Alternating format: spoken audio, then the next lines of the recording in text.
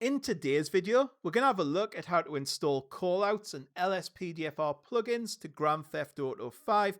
These will really enhance your base LSPDFR experience with more mission types and ambient events, added immersion like vocal dispatch, computer light and police radio, and added interaction and quality of life improvements with things such as better EMS, ultimate backup, and stop the ped. They're well worth looking into and downloading and really take LSPDFR to that next level while adding that extra immersion that really get you involved in this game. Right, so head over to lspdfr.com, go to downloads at the top of the page and click scripts and plugins. Once you're in there, one thing to take note of is this little bit here, which says minimum LSPDFR version 0.48. That is the current version we are at. Bearing in mind, if you download scripts or plugins that are for an older version of LSPDFR, you may run into compatibility issues or crashes. So it's one thing to kind of be aware of. Right, we're just going to click on Yobbin Callouts. This is kind of a new one. It's got 4 reviews on. Usually tells you there what happens. So you got arson, assault on bus, bait, car, bar fight. Go up here and click download this file. Click agree and continue. You may have to download a capture sometimes, so just bear that in mind. If you sign up to the website, you will get faster downloads. Click agree and download and look for the newest one. So you can see here 1.3.0 main file. These are all older versions of this callout. So yeah, just bear that in mind. Always pick the newest one.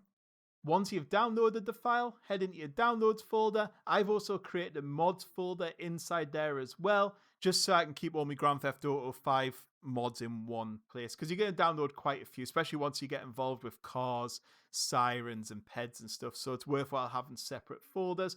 Go down to the callout you just downloaded, click into it, and we're just going to have a little look inside the folder first before we do anything.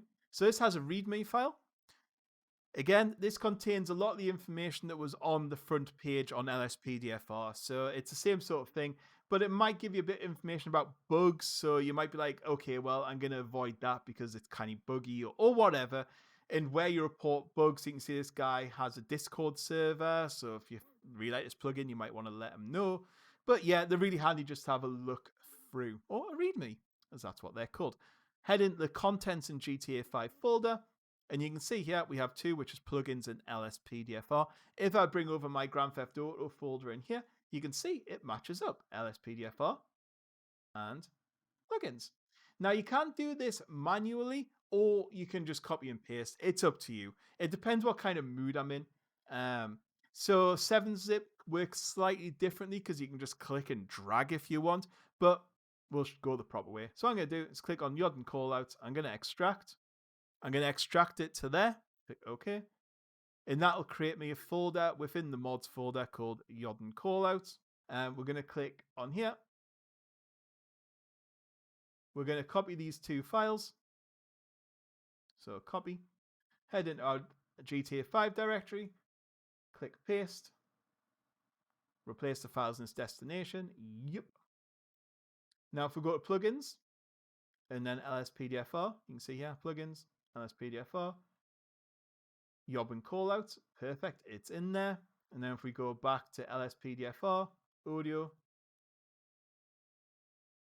scanner, Yoddin Callouts, you can see that, scanner, all the way down, Yoddin Callouts, and the matchup. So you know that everything is now installed correctly into the directory. And now we just open up Grand Theft Auto 5.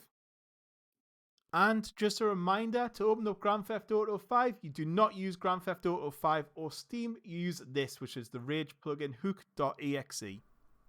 Now we're loading into Grand Theft Auto 5. Remember, if you've loaded Rage plugin hook correctly, you will see different loading screens and it'll look like this. So you'll see the middle area with a little floating text and in the bottom right hand corner. Once you spawn into the game, press the F4 key.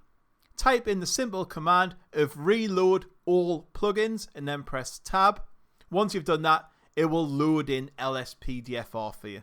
We're going to hit that F4 key again, type in Force Duty, tab, then enter. Look to the left hand side of the screen and you can see Yobbin Callout version 1.3.0 has been loaded successfully.